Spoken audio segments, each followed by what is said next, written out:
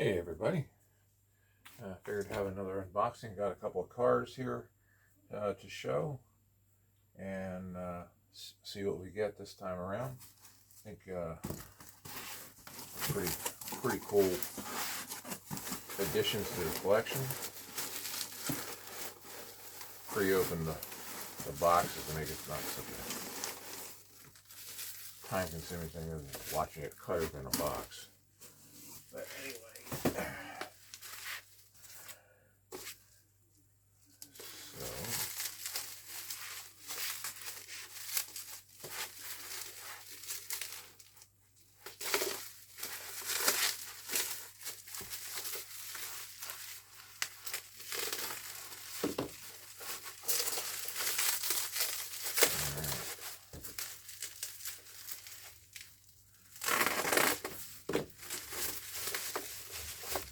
Okay, so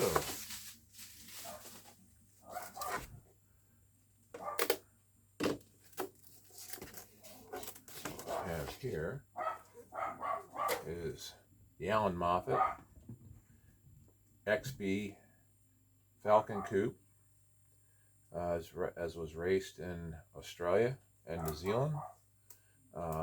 This car ran Bathurst and other tracks across Australia during the 70s.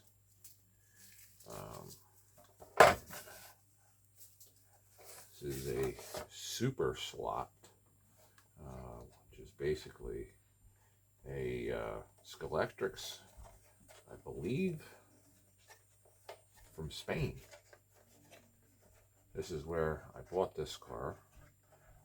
This one came all the way over. A lot of the Australian cars are only Australian market. I have several.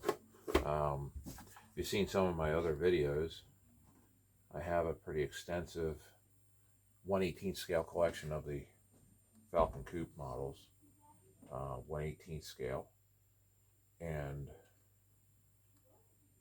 I have this actually in a 1/18 as well, but I wanted to get it as a slot car to go with my other XBs.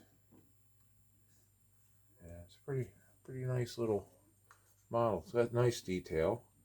As you see, it's right-hand drive.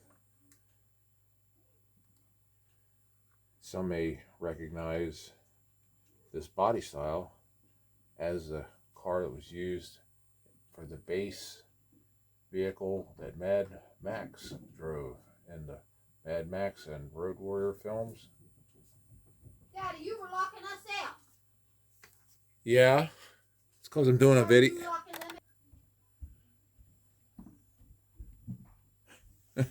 Sorry for the interruption. Yeah, my dogs wanted to come down and say hi, so the wife didn't realize I was filming a video. That's what happens. But anyway, yeah. So, yeah, this car was campaigned all across Australia. It was fairly successful, but did not win Bathurst as an XB. It did, in this same paint scheme, form the 1-2 finish at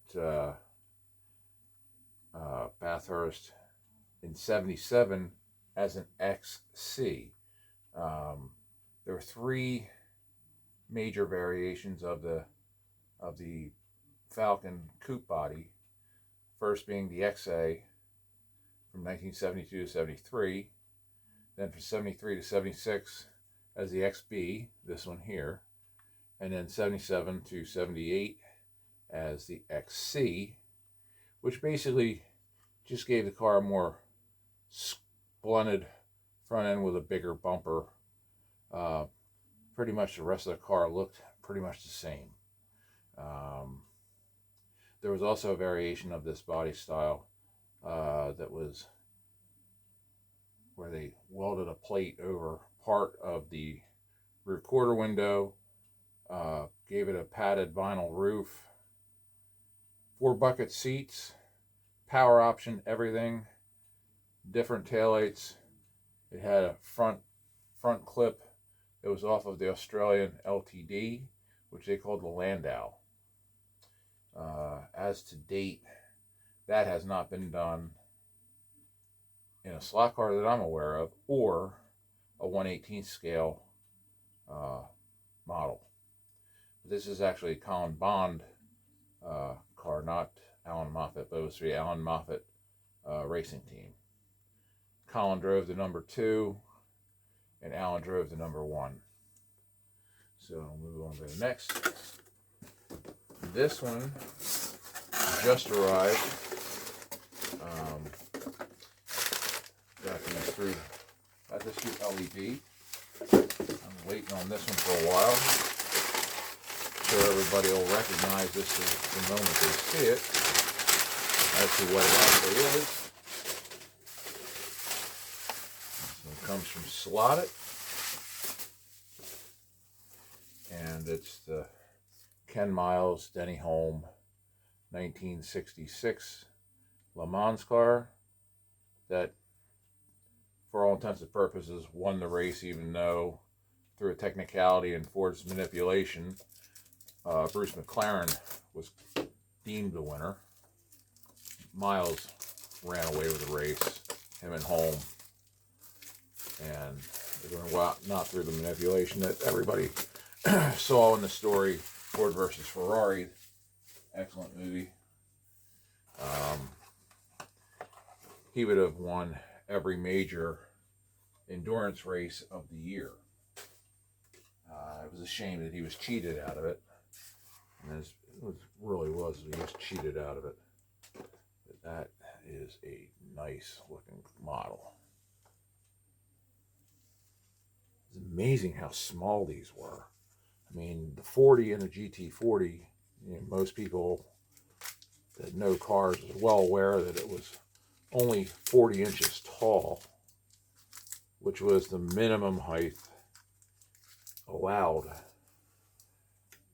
when this rules package for Le Mans was going on. But the car is really, really tiny in comparison now. There we go. Let's see if I can get it off that plinth. There we go. Slide it back into the sleeve. But you can see it in comparison to the Falcon, of how small that is. And the Falcon's not a huge car. I mean, it's within fractional sizes of a 71 through 73 Mustang for Americans, to point of reference. I think it's like a 1/4 inch in overall length. Falcons were wider, a hair lower in overall height. And a lot of people, going back to the Falcon, have the mistaken identity that that is a Torino. It is not a Torino in any way, shape, or form. It shares some Torino styling cues, namely this rear 1/4 window and the shape of the rear window, even though if you see the cars up close, the Torino window is more flat. This thing has really deep curves in these lower corners. How they got the glass to flow that well without distortion is pretty amazing, to be honest, for the time period that these are built.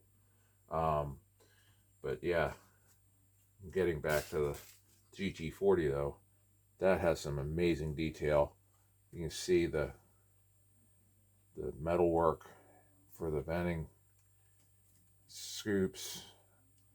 Wheels are kind of shallow, but that's how they were back then on the race cars. Again, it has more metalized grill work in the back. Really, really nice. Sidewinder motor.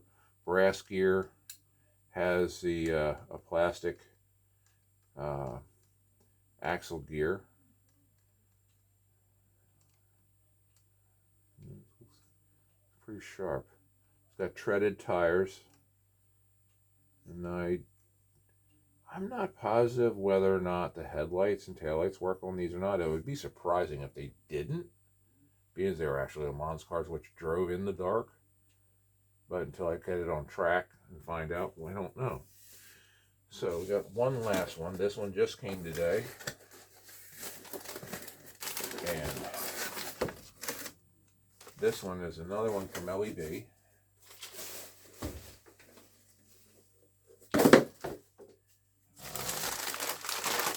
This one is the Acura NSX GT3.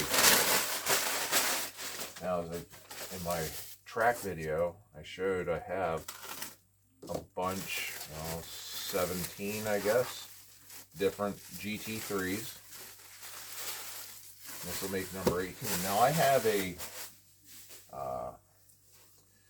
body of one of these that I was going to paint, and now that I have this, I probably won't, because I won't do it as much justice as this is already going to have. But this is Scaleauto. It's the R series, the number 57 Cat. This ran, I believe it's a Daytona 2019.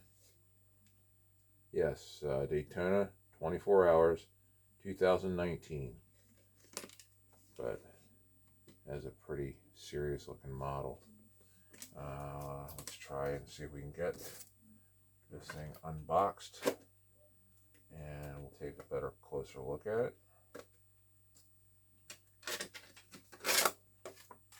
I want to thank everybody that has been visiting my channel and checking out some of the videos. And like I said, I am new to this, so I know the quality of the videos aren't probably that great. I am trying to get better with it. Hopefully any of the content is at least somewhat useful, as much as it can be. I know there's 1,000 other people doing probably a much better job than I am, but I wanted to share some of what I have and what I've been collecting. That's what makes the hobby fun, is to share it with other people. Maybe get somebody interested in it that never was and may want to take a chance on it. It's a fun hobby to be in. Not necessarily the most inexpensive hobby to be in, but then which hobby is? Most hobbies are going to separate you from your cash pretty quickly. So just keep in mind that it isn't a dirt cheap hobby. It's not ridiculously expensive either, but you can get out of hand with buying cars, like pretty much I have. Now I think up over 100 and some cars. I will, in another video, I'll show you some of the storage that I came up with for my cars. But there's the Acura. Pretty sharp. Diffuser. It's an angle winder. Looks like 2 plastic gears. Looks like might even be a bevel mesh axle gear on that. It's got a short. It's a spring-loaded guide. It's short in length. It's not like a Carrera guide, which is like probably double the length. It's probably more along the lines of like a Scaleauto's guide. Yeah, it's a hair longer than Scaleauto's, and it's a hair shorter than the Slot.it. But it's pretty cool looking paint job on that. Almost looks like some kind of a reptilian scaling on it. But that's pretty cool. But another one for the collection of GT3s. And I do remember the other GT3 that I couldn't remember in one of my previous videos, that I do have a body for that I want to paint, and that's the Lexus RCF and at some point I have the decaling for that. I want to sand down and paint the body, apply the decals, and then build the chassis and the motor and everything else for that I have to go into that. And that should then, I think, finish out the GT3s. I have tried to go for one in each brand. That way I could represent every brand that's run a GT3 car in probably the last 6-7 seasons. Probably the oldest car that's out there that I have is the Viper. I don't know when they last ran. I think it was like maybe 2016 that one ran. But I figured, why not? You know, doing it for myself is not for accuracy as far as who ran against what. I just wanted to have a version of every brand that ran the GT3s in recent history. And these are always exotic looking. Funny thing is if you really look at the NSX versus the new Corvette, other than the taillights, they look remarkably similar. I can go grab the Corvette real quick and we'll show you.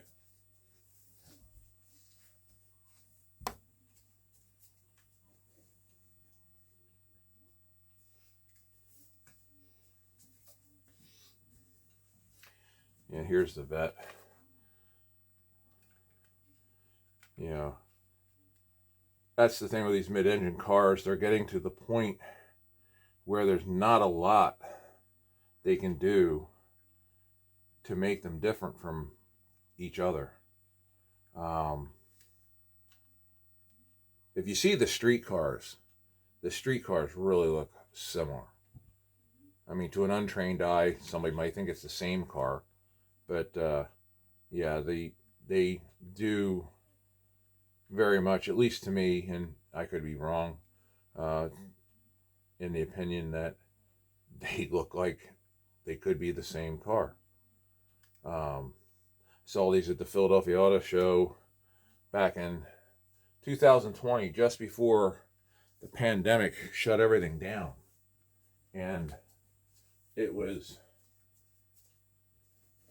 really surprising to see exactly how similar they looked. And yeah, it's what it was. I mean, like I said, there's only so much you can do with that shape, with that engine configuration, drivetrain layout, and trying to make these cars as aerodynamic as possible. There's only so much you can do to really make them stand out from each other. Even some of the Ferraris, you know, look like they could be Corvettes, or Corvettes look like they'd be Ferraris or whatever. So I'm gonna pause the video, move the camera, and we'll see if we can take these around the track and see how they do right out of the box.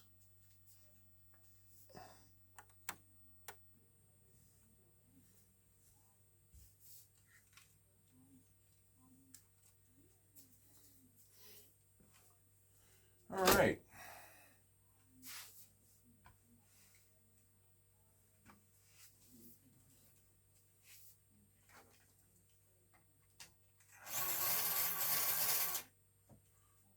Okay, we'll set up the lap timer, get 10 laps, and see what kind of speed we can get. All right.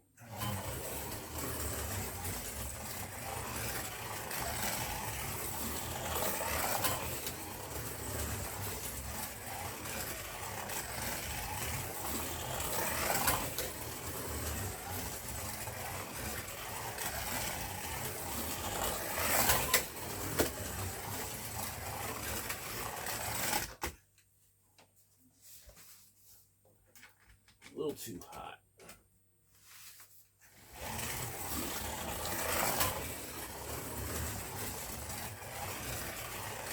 Give it on throttle, you can get that tail to hang out.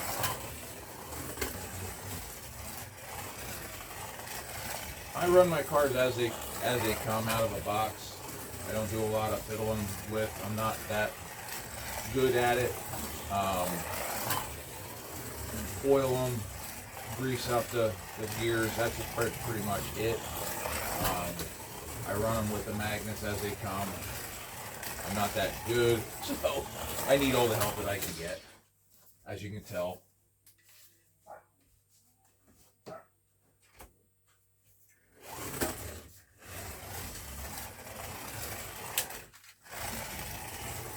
on the last lap.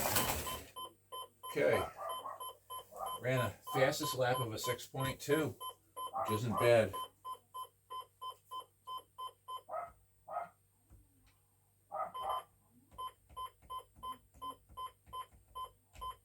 All right, I'll give the GT40 a go. Sounds very quiet. All right, let's let her rip. Wow, that's quiet. And it does not have lights. No headlights, no taillights, which is kind of surprising. I thought with it being probably the size of the car too. I mean, these things are, like I said, are tiny. There's probably not a lot of room to cram anything in there. And then keep the price point down as well.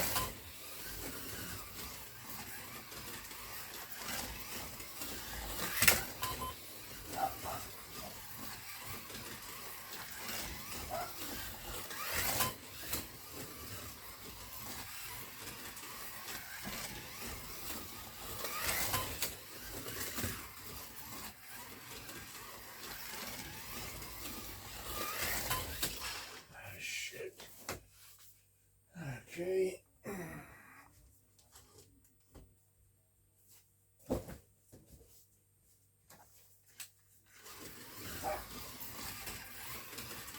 Pretty much tank that lap. Last lap. Gotta keep it on the track, see what kind of speed we can get. 6 flat.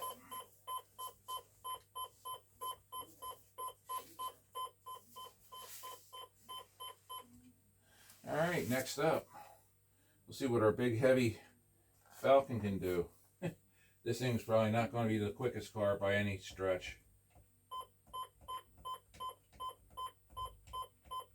They're heavy, they're tail happy, but we'll see what we can do. Alright, so. Yes, see, that one isn't going to hang into the track anything like the others. This one's going to have to be babied around to keep it on the track. Oh.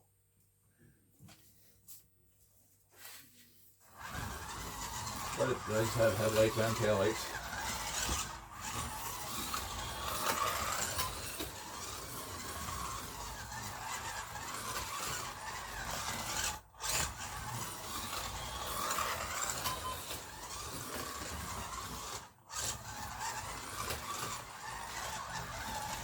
These Falcons would have been equivalent to the Trans Am cars back in the 60s and 70s, early 70s. You know, they called the golden age of Trans Am from 66 to 72.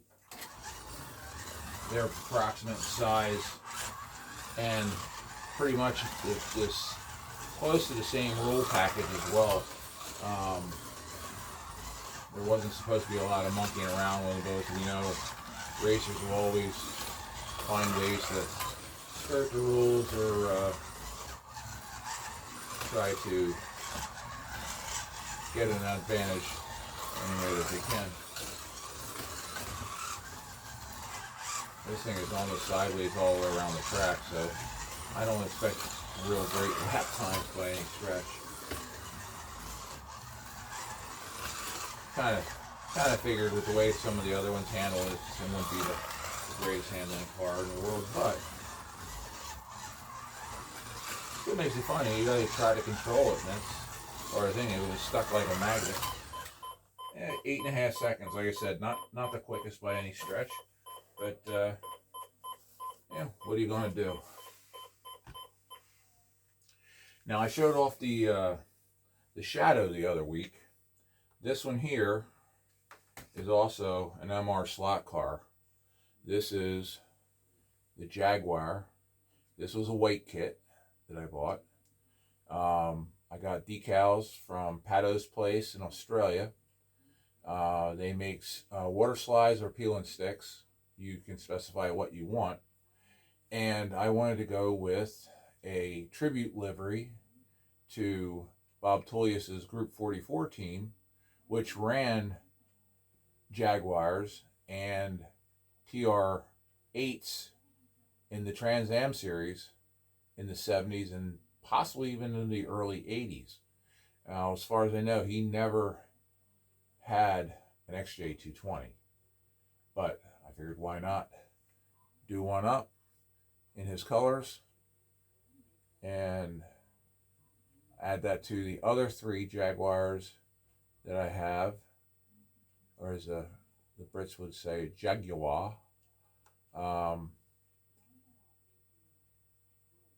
These are pretty cool cars. I mean, it was a neat kit to put together. It was something different. I hadn't actually done one before, and build it and decal it was pretty cool, I thought. So let's set the timer up. See what kind of lap times we can get out of this. All right, let's go. This one's a little tail out as well. Not quite as nailed down as the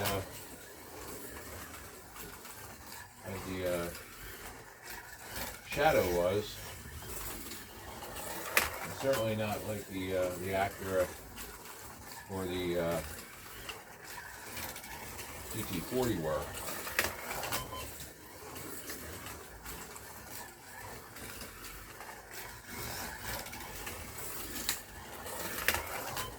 I'm not so sure that the guides lengths aren't kind of binding a little bit in these hairpin curves. It might be why these things are tailed out in this corner and that corner, the shortest radiuses of these. But these have pretty long guides on them, similar, not quite as long as a Carrera guide. The Carrera guides, you actually can't even run them on Scaleauto's track, so they will lock up in the corners. You have to switch the guides out.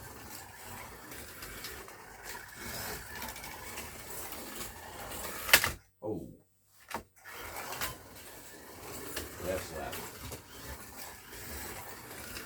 Not going to be a good one, that's for sure. 8-1. So, not the fastest by any stretch, but it is what it was. So, there's that. That's the running of these for this time. And like I said, in a future video, I'll take and I'll show how I store my cars, and maybe it'll be an idea for somebody else if you're looking for ideas on how to store cars. If you have a lot of cars, like I've been gathering over the last probably 2-3 years for solid, I had about maybe 10-12 cars, and then I kind of went nuts. So that does become a hazard of the hobby, is knowing when to say when and when's enough is enough. And when you keep getting absolute pieces of art like this released, it's hard to say no. So anyway, that's it for this video. I know it's a long video. Hopefully you guys could hang through it. If not, take it in pieces. And thanks for watching.